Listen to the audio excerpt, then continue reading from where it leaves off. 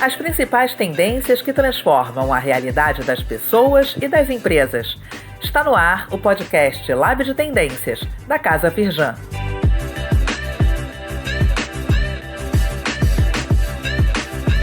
Olá, fala pessoal, sejam muito bem-vindas e bem-vindos a mais um episódio do podcast Lab de Tendências. Eu sou Yuri Campos e hoje a gente vai falar sobre alguns sinais de mudança no trabalho.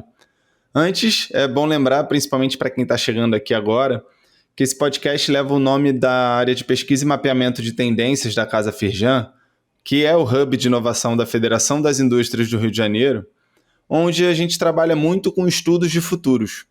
E uma das formas de estudar futuros é mapeando as mudanças do mercado, da sociedade e analisando que pistas que elas podem dar para a gente sobre para onde que as coisas estão caminhando.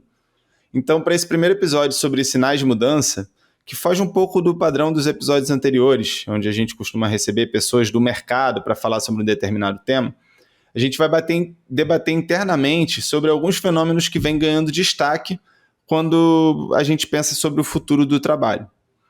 A grande renúncia, o trabalho remoto, nomadismo digital e as jornadas de 4 dias.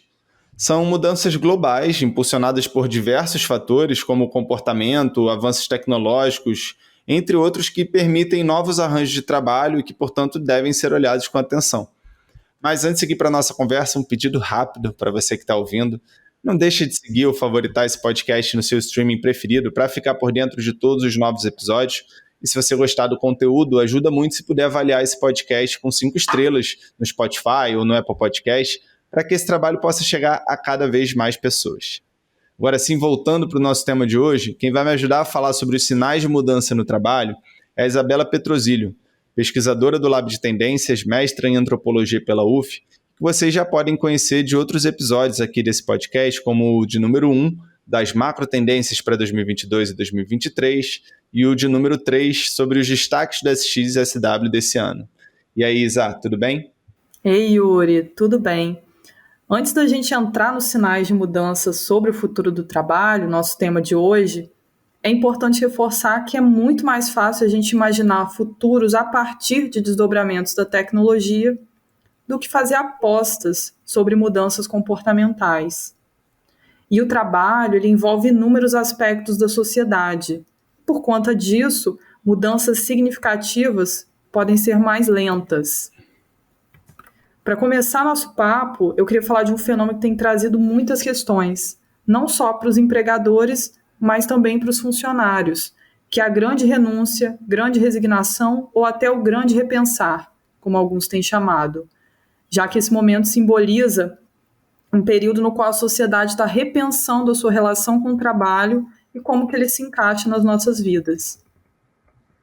Os Estados Unidos, para a gente ter uma ideia, vem registrando um recorde seguidos nos números de demissões voluntárias.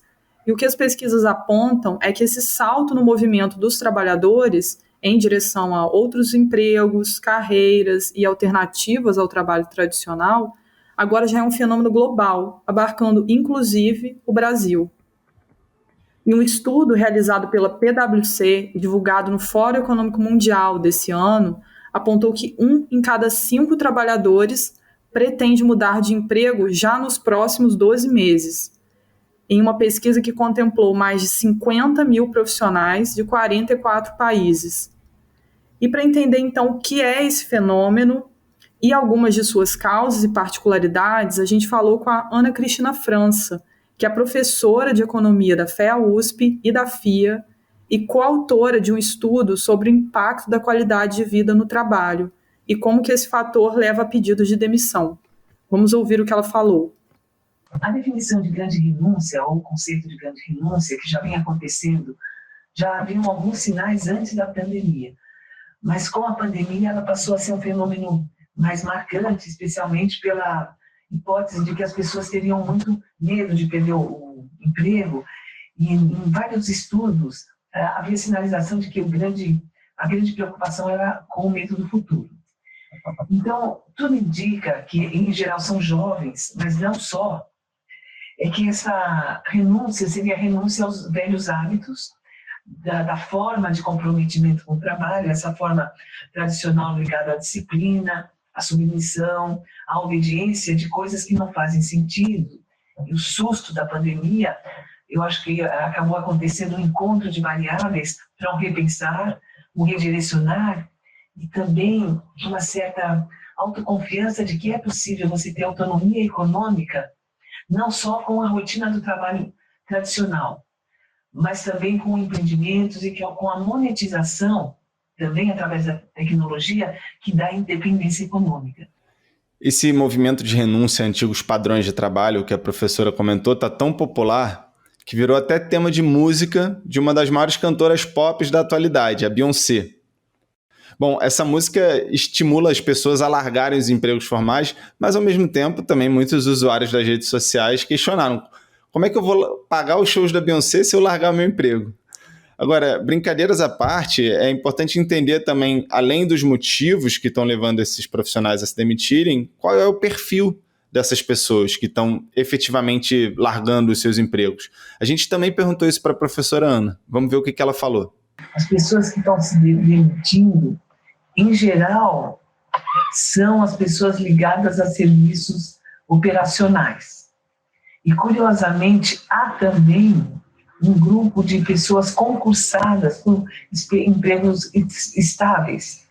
Então, o perfil seriam de profissionais que estão insatisfeitos no sentido do desafio, que não estão tão envolvidos com a questão do consumo tradicional, os que têm também essa questão da ambição de ser diferente, da autonomia, e muitas vezes que estão numa carreira muito burocrática e que vislumbram a possibilidade de construir uma rotina ou um estilo de vida que mude o paradigma.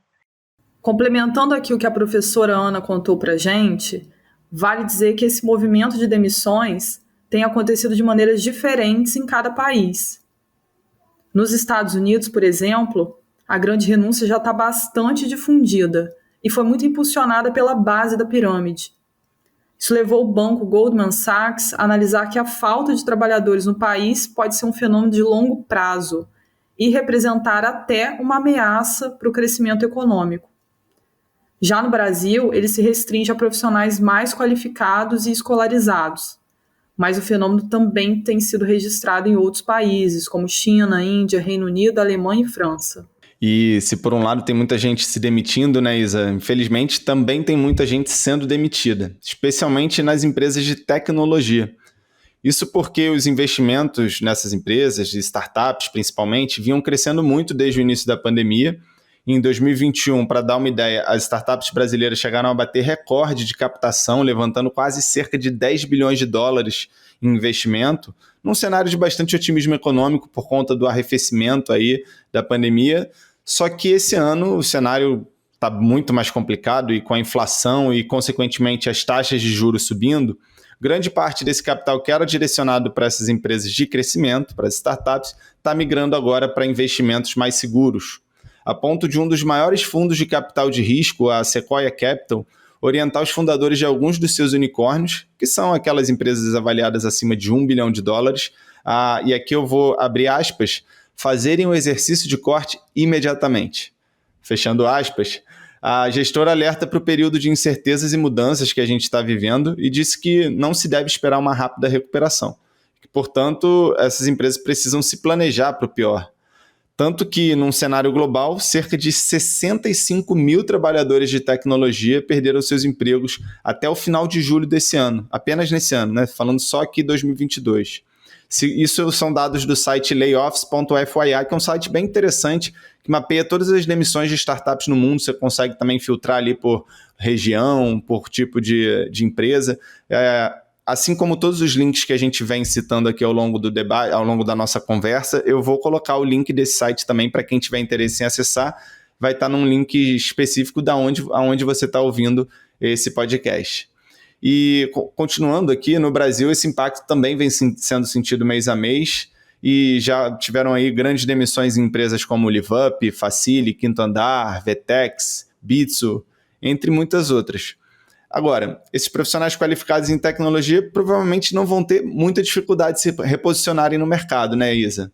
Yuri, ainda mais agora com a consolidação do trabalho remoto, que permite que muitas pessoas consigam trabalhar para empresas de outras cidades e até de outros países. Isso tem se tornado um grande desafio para os empregadores brasileiros, que agora têm que concorrer não só com outras empresas do país, mas com salários em euro e dólar. E vale destacar que o trabalho remoto não se restringe ao setor de tecnologia e nem ao contexto da pandemia. Mesmo antes de 2020, esse modelo já tinha uma presença considerável no Brasil. Em 2018, um levantamento realizado pelo IBGE mostrou que quase 4 milhões de brasileiros já trabalhavam dessa maneira. Algo que foi muito impulsionado nos últimos anos, obviamente. Mas será que todo mundo pode trabalhar de forma remota?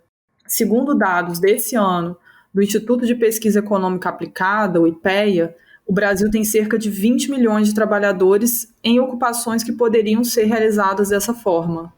Isso equivale a 24% do total de ocupados no mercado de trabalho nacional. Mas a possibilidade de implementação do modelo de trabalho remoto depende das particularidades de cada negócio e setor.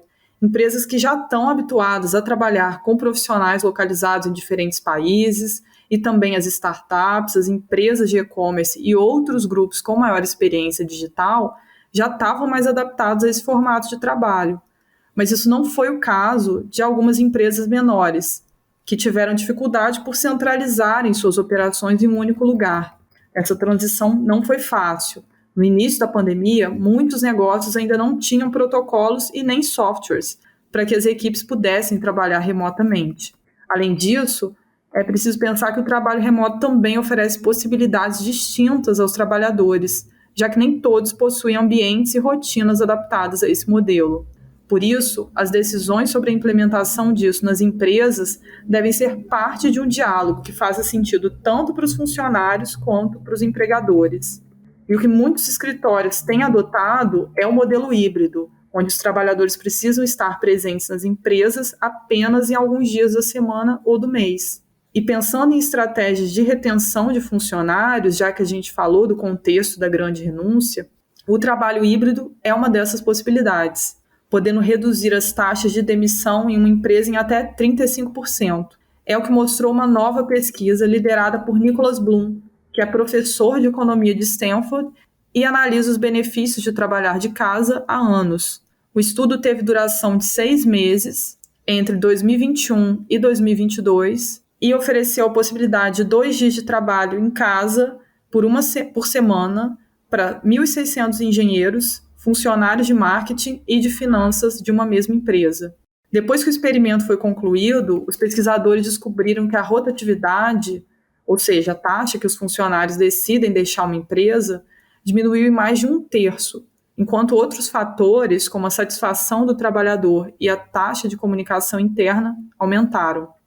E no que depender de 15 mil trabalhadores de diversos países, incluindo o Brasil, esse formato vai seguir se consolidando mesmo depois da pandemia. É o que mostrou uma pesquisa do Grupo Adecco, especialista em recursos humanos, que apontou que onde 82% dos entrevistados disseram se sentir tão ou mais produtivos em casa do que no escritório. E trabalhar de casa é algo que pode até se tornar lei, pelo menos na Holanda. O país está aguardando a aprovação do Senado para seguir com esse projeto e, caso isso aconteça, os empregadores holandeses terão que considerar os pedidos dos funcionários para trabalhar de casa, desde que o cargo, é claro, permita essa modalidade. A disseminação dos modelos de trabalho remoto já estão impactando até a estratégia imobiliária de muitas empresas. Recentemente, o Twitter anunciou que decidiu fechar seus escritórios em várias cidades, adotando aí o home office por tempo indeterminado. E essa medida ajuda também essas empresas no corte de custos. E o Twitter não é a única grande empresa que está reduzindo espaço ou revisando a sua estratégia imobiliária. A Amazon e a Meta, dona do Facebook, também cancelaram planos de ampliação esse ano. Outra mudança importante é a criação de cargos de gestão do trabalho remoto, além da revisão dos formatos dos escritórios, favorecendo a relação entre o presencial e o remoto. Esses últimos 2 pontos, inclusive, a gente mencionou no reporte de macro tendências 2022 e 2023. E Yuri, com a consolidação e regulação do trabalho remoto, o nomadismo digital é um outro fenômeno que vem ganhando força e se tornando uma ferramenta importante de atração de capital para cidades turísticas. E aí lembrando, né, quem são esses nômades digitais? São aquelas pessoas que basicamente só precisam de um laptop e uma boa conexão para trabalhar. Um portal de notícias britânico mostrou que as pesquisas por empregos nômades digitais aumentaram 800% até julho desse ano, principalmente impulsionado pela geração Z, que são esses jovens nativos digitais e que normalmente não são casados nem têm filhos, e, portanto, têm mais flexibilidade para morar em outros países. Ainda segundo a matéria, uma grande parte desses profissionais é composta por pessoas que possuem seu próprio negócio, ou freelancers, mas o que eu acho que vale comentar aqui é que 35% são profissionais empregados por empresas, que mostra que, com a flexibilidade do modelo de trabalho impulsionado pela pandemia, muitas pessoas de fato tomaram a decisão de se mudar. Aqui no Brasil, em janeiro desse ano, o Conselho Nacional de Imigração regulamentou a criação de um visto para os nômades digitais, que permite que estrangeiros possam ficar aqui por 1 ano, com a possibilidade de prorrogação, mesmo vinculados a empresas do exterior. Essa mudança abre oportunidades para setores como os de hospedagem e escritórios compartilhados, né, Yuri? E adivinha qual que é uma das cidades mais procuradas para isso, Isa? Eu não vou apostar, não, tenho certeza, só pode ser o Rio de Janeiro. Só pode ser o Rio de Janeiro por todos os benefícios que oferece, natureza, estrutura.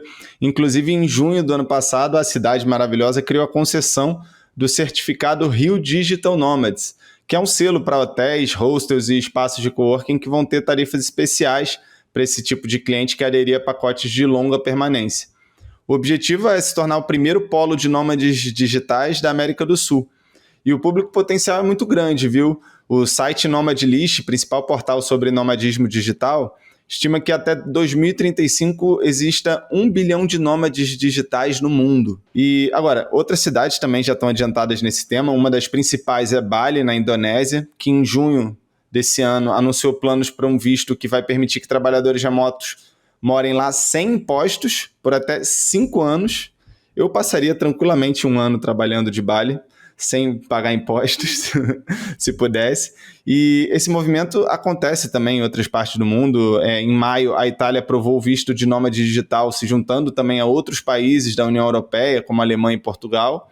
E esse visto por lá permite a moradia por 1 ano, prorrogáveis por mais 1 ano, podendo ser estendidos ainda ao núcleo familiar do trabalhador remoto. A única questão é que, na maior parte das vezes, é preciso aí comprovar uma renda mínima para você poder aplicar o pedido para esse visto de nômade digital. E falando na Europa, uma outra tendência que está sendo bastante explorada por lá é a da jornada de 4 dias de trabalho. Em junho desse ano também, o Reino Unido iniciou um teste de redução de jornada com 3.000 funcionários de cerca de 60 empresas. E esse projeto, que foi anunciado como a maior redução de jornada de trabalho do mundo, tem como objetivo ajudar as empresas a reduzir as suas jornadas de trabalho sem cortar a renda dos trabalhadores. O teste está sendo apoiado por uma organização global que chama 4-Day Week Global e deve durar o período de 6 meses por lá para experimentar e coletar dados sobre os impactos disso na produtividade das empresas e na qualidade de vida dos trabalhadores. 2 coisas que estão diretamente relacionadas, né? E segundo a instituição, a adaptação deve ser ainda mais fácil para as PMEs, as pequenas e médias empresas, porque pelo tamanho delas, teoricamente, elas podem implementar grandes mudanças de uma forma muito mais rápida. Um outro país que anunciou nesse ano um programa piloto parecido foi Portugal, que reuniu cerca de 100 empresas voluntárias para testar o mesmo modelo. Já nos Estados Unidos, Yuri, a Assembleia Legislativa da Califórnia também anunciou, em maio desse ano, um projeto de lei de redução da jornada. E ele é inspirado no modelo testado na Islândia, de 2015 a 2019, que mostrou que a jornada reduzida não impactou a produtividade das empresas. O modelo californiano só vai ser aplicado nas empresas com mais de 500 funcionários, e caso seja aprovado, a lei pode afetar mais de 2.000 empresas no estado. Entre os principais motivos para esses testes são os altos níveis de estresse e ansiedade dos trabalhadores, especialmente depois do início da pandemia. Mas é importante a gente destacar que essas medidas não necessariamente são possíveis para todo tipo de empresa e que existem também outros caminhos para melhorar as questões relacionadas à saúde mental nas organizações. Mesmo que 80% dos jovens norte-americanos apoiem uma semana de trabalho de 4 dias, o professor Nicholas Bloom, de Stanford, que a gente já citou aqui, alerta para o perigo de consequências negativas, como a possibilidade de transferência de emprego para outros estados, além das dificuldades de aumento de salário. Esse assunto foi até tema de um painel do Fórum Econômico Mundial desse ano, onde os especialistas discutiram os possíveis benefícios desse modelo. Para eles, o trabalho flexível pode ajudar a reter talentos e levar a uma maior produtividade. E no Brasil, já tem algumas empresas testando esse modelo. Desde março, ainda em período de teste, a Nova House, uma empresa de tecnologia de Franca, em São Paulo, reduziu a jornada semanal de trabalho para 4 dias e estabeleceu folga às quartas-feiras para seus cerca de 40 colaboradores. E além de manter a remuneração original, a empresa também incentiva o descanso no meio da semana com vale de R$ 400. A Gerência Net, em Ouro Preto, Minas Gerais, que emprega 300 pessoas, adotou desde 1º de julho a semana de trabalho de 4 dias, sem também reduzir os salários e benefícios. E a empresa de marketing e tecnologia Winning, que adotou essa redução desde o final do ano passado, registrou um aumento no equilíbrio entre vida pessoal e profissional de 17% e um aumento de produtividade de quase 6%. Impressionante esses números, né? E é importante falar, né? Isso que a gente está relatando aqui pode não ter impactado o seu setor ou a sua empresa, mas em um futuro próximo podem ser os fatores determinantes de uma mudança estrutural do que a gente entende por trabalho. E diante de todas essas questões que a gente trouxe aqui, o que a gente pode afirmar como consenso por parte da maioria dos especialistas e pesquisadores sobre o assunto é a necessidade de repensar os modelos de trabalho tradicionais e trazer mais flexibilidade e bem-estar para os colaboradores. Por aqui, a gente segue de olho nesses novos movimentos para explorar as pistas sobre o futuro do trabalho e para facilitar um pouquinho a vida de quem quiser se aprofundar no tema, além de todos os links citados ao longo desse episódio, como eu já falei antes, a gente vai colocar também no descritivo de onde você está ouvindo esse podcast uma série de links sobre o tema, desde lives do Aquário Casa Firjan, que é a série semanal de palestras e debates da casa, até dossiês elaborados pelo Lab de Tendências, entre outros materiais da Firjan. Então, não deixem de conferir. Muito obrigado pela sua audiência. Isa, muito obrigado aí por dividir comigo esse episódio do podcast. Valeu, Yuri. Tamo junto. E para comentários, críticas ou sugestões, manda um e-mail para casafirjan@firjan.com.br com o assunto podcast. A gente vai gostar muito de ouvir você. E por fim, não deixem de seguir ou favoritar esse programa no seu agregador de podcast preferido, compartilhar com seus amigos e amigas que possam se interessar pelo tema. Se tiver no Spotify ou no Apple Podcast, ajuda muito se puder dar 5 estrelas pra gente e se postar no Instagram, marca a gente lá no @casafirjan. Muito obrigado e até o próximo episódio.